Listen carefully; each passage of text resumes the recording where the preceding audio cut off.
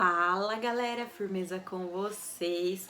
O Nerd Sem Frescura está de volta e hoje nós vamos falar sobre o segundo episódio da segunda temporada de The Mandalorian. Mandalorian voltou com tudo.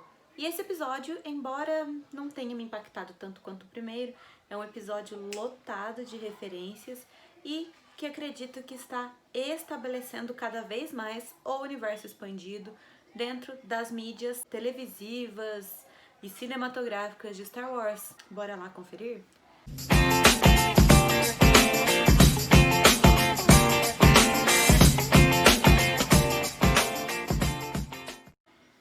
Pois é, gente, começamos com um episódio muito incrível de The Mandalorian. O diretor desse episódio foi o Peyton Reed, que é o mesmo diretor de Homem-Formiga. E nós conseguimos perceber um pouco do estilo dele ao longo do episódio, né? É um episódio em que o Mando está falando muito mais do que o normal. Rola até uma piadinha aqui, outra ali. A gente percebe um senso de humor que já é, típico do diretor. Nós começamos o episódio exatamente de onde parou. Ele está voltando de Mos Pelgo em direção a Mos Eisley. E ele está usando um speeder bike que ele emprestou da Peli Motto. Então, eles são pegos ali em uma emboscada. Essa emboscada é feita por alienígenas da raça Nicto. O que acontece? Nós percebemos que ainda há pessoas no rastro do Baby Yoda e a gente tem a ideia de que essas pessoas são enviadas pelo Moff Gideon, que continua aí emitindo recompensas pela cabeça da criança. Tô bem curiosa para saber qual vai ser esse papel do Moff Gideon e como que o Mando vai se livrar desse rastreio aí, porque não dá pro Baby Yoda ficar sendo rastreado pra sempre, né? Mas assim, o Mando consegue salvar a pele da nossa querida criança. E eu achei fofíssimo o Baby Yoda indo todo em direção, assim, ao Mando. E o Mando pegando ele, perguntando se estava tudo bem. A gente percebe que o Mando já está desenvolvendo uma relação um pouco mais paternal com o Baby Yoda. Não sabemos se é porque a armeira falou, né, que até então, enquanto ele não retornar para a tribo dele, ele será como um filho para o Mando. O Mando deve criá-lo como seu próprio filho, ensinando o caminho de Mandalor. Já ficou claro na série que os Mandalorianos, né, não é uma raça, embora exista o planeta Mandalor, não se trata de uma raça, se trata de um credo. Vamos lá, Mando vai de volta para Mos Eisley. E aí nós temos uma visão mais moderna da cantina de Mos Eisley. E a gente percebe que algumas coisas ali mudaram já, né? Antes era estritamente proibida a entrada de droids. Quando a gente assiste ao primeiro filme, Star Wars, Uma Nova Esperança, a gente sabe que os droids não são permitidos, tanto que o C-3PO e o R2 ficam pra fora, mas agora a gente já tem até droids atendendo lá dentro. Isso mostra também que essa relação do Império com os droids, né? Se você já leu algum dos livros de Star Wars que se passa no período do Império, dá pra perceber que os droids são meio que descartáveis, que eles não gostam muito de droids, enquanto a Aliança Rebelde, posteriormente a Resistência, já tem uma relação um pouco melhor com os droids, né? Tanto que utiliza-se droids para tudo, embora o Império sempre tenha utilizado droids também para o Império, são criaturas descartáveis, né? E aí eles chegam lá na cantina de Mos Eisley e nós tivemos uma referência ao filme do Homem-Formiga, porque aquela formigona que está jogando lá com a Peli Motto, ela é muito semelhante à formiga que aparece tocando bateria no filme do Homem-Formiga. E o nome dele é Doutor Mandíbula. Eu achei esse nome maravilhoso. E nós vemos que eles estão jogando Sabacc, né?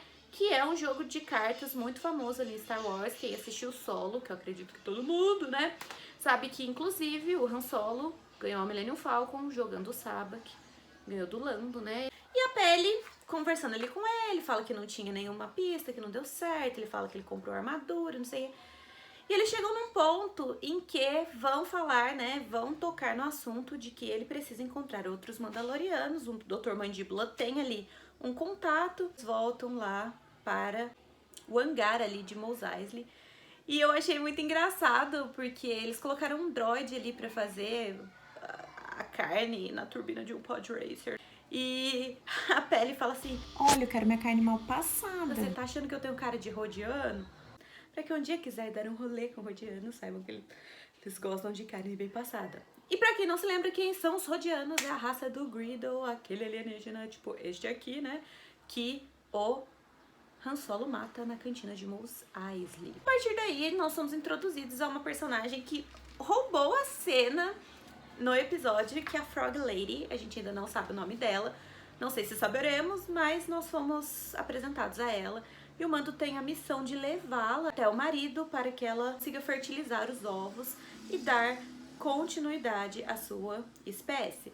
E quando o Baby Yoda põe os olhos nos ovos, ele já fica encantado, né, gente? Você percebe que ele faz até uma carinha meio de malvadinho ali, gente. Baby Yoda tava muito malvadinho nesse episódio e eu adorei, porque é um bebê, né, gente? E ele tá todo curioso com o que vê. Eles têm que viajar a subluz, porque os ovos não conseguem sobreviver à velocidade da luz, né? São muito frágeis e tal. E isso é um tanto quanto perigoso, porque o Mando deixa bem claro que tudo que tem mantido ele vivo é viajar rápido. E ele, como um caçador de recompensas, ele entende muito bem de todas essas questões. Então, quando ele está na nave, conversando ali com a Frog Lady, eles não têm uma comunicação muito boa. Ele pergunta se ela fala Huttese, porque Huttese seria uma língua em que todos os bandidos, caçadores de recompensa, contrabandistas, basicamente todo mundo que não presta consegue falar, e isso já nos dá uma ideia do domínio dos Hutt na galáxia. Inclusive, eu acho que seria muito interessante se mostrasse, né, um pouco mais de outros lugares que são comandados pelos Hutt. Em Aftermath a gente sabe que tem Hutt em Jakku, apareceram outros Hutt já em Clone Wars, inclusive aparece um bebê Hutt em Clone Wars. Se você leu o HQ do Paul Dameron e também a HQ regular de Star Wars, que foi lançada na época do Despertar da Força, nós temos o Gracchus, que vai desempenhar um papel importante depois, quando você assiste Os Últimos Jedi. Você vê que eles estão sem nenhum recurso ao final. E no começo de Ascensão Skywalker, ele já tem naves, essas coisas.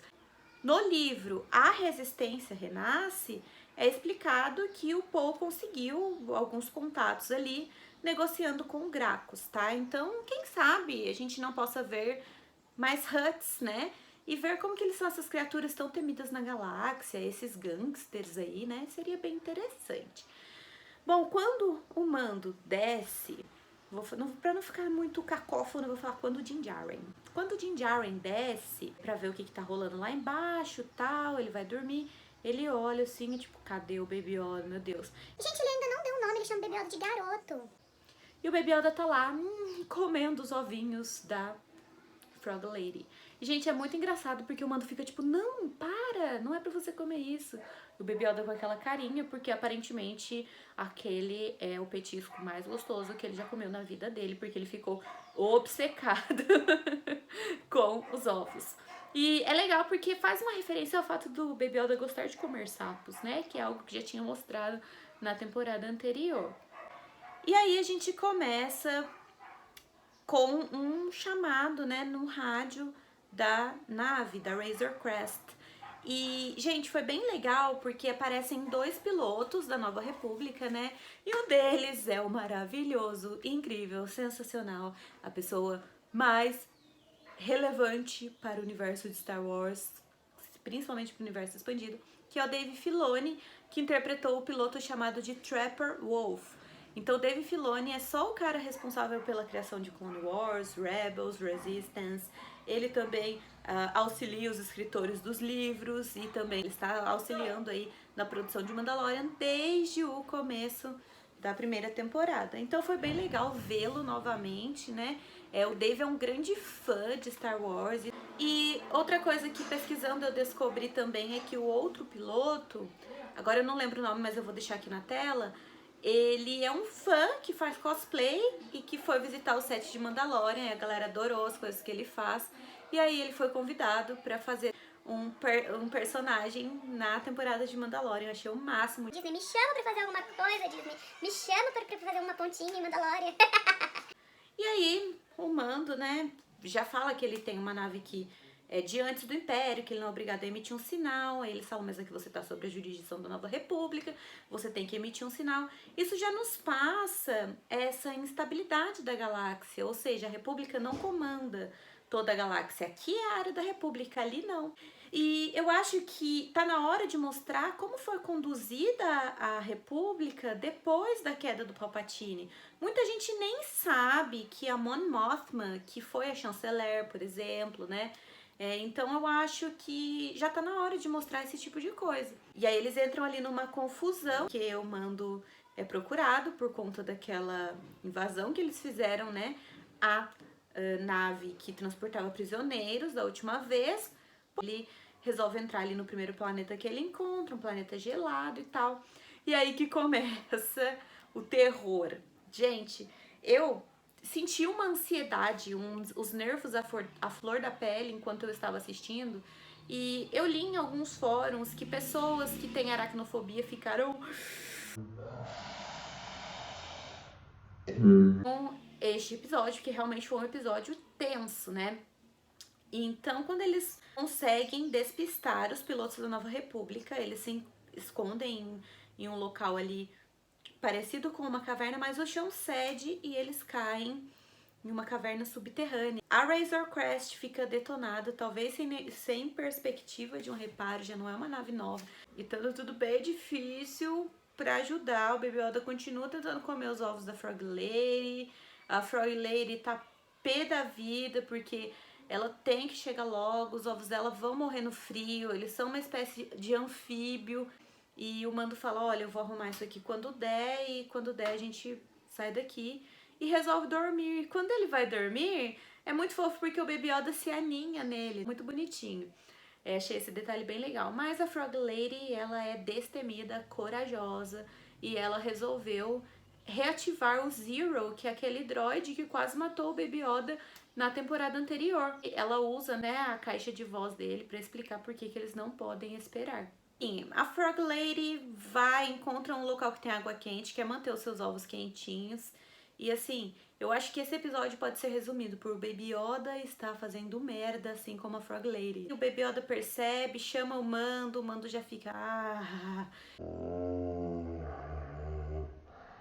E aí, quando eles encontram, a Frog Lady tá lá, nua, e os ovinhos em torno dela. E o Baby Yoda já quer pôr a mão, já quer comer o negócio. Mas o Mando fala, não, já falei pra você não pegar, não sei o quê. E o Baby Yoda começa a explorar ali aquela caverna.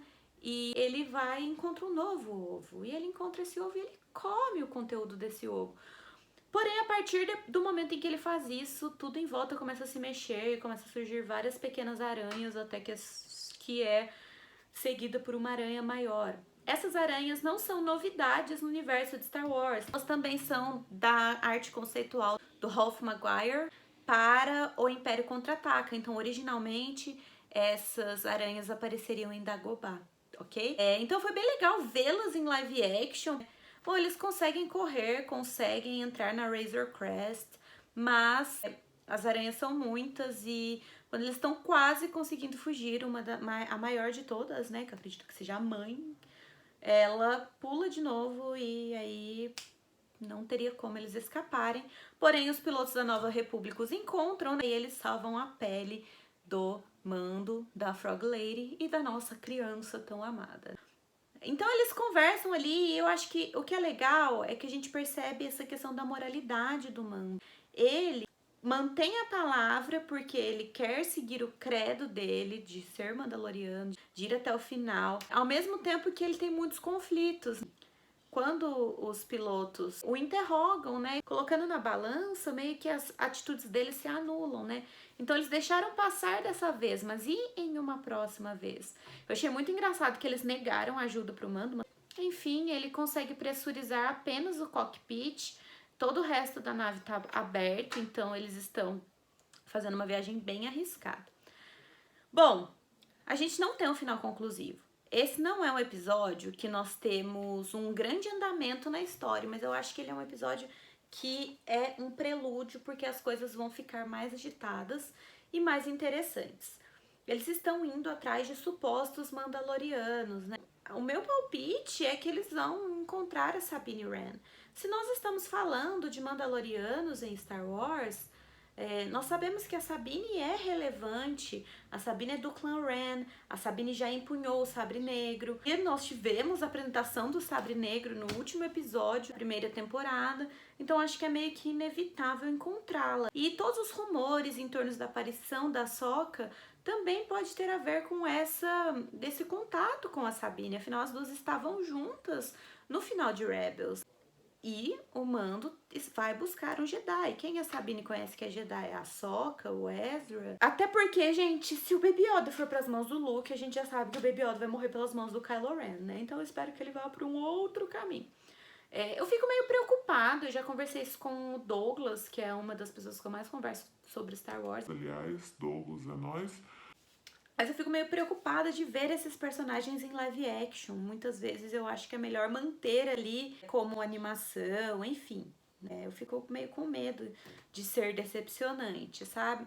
E a Ahsoka Tano é uma personagem muito querida do fandom, então a gente fica meio preocupado. Mas se o Dave Filoni tá envolvido, o Dave Filoni é o maior fã da Ahsoka que existe.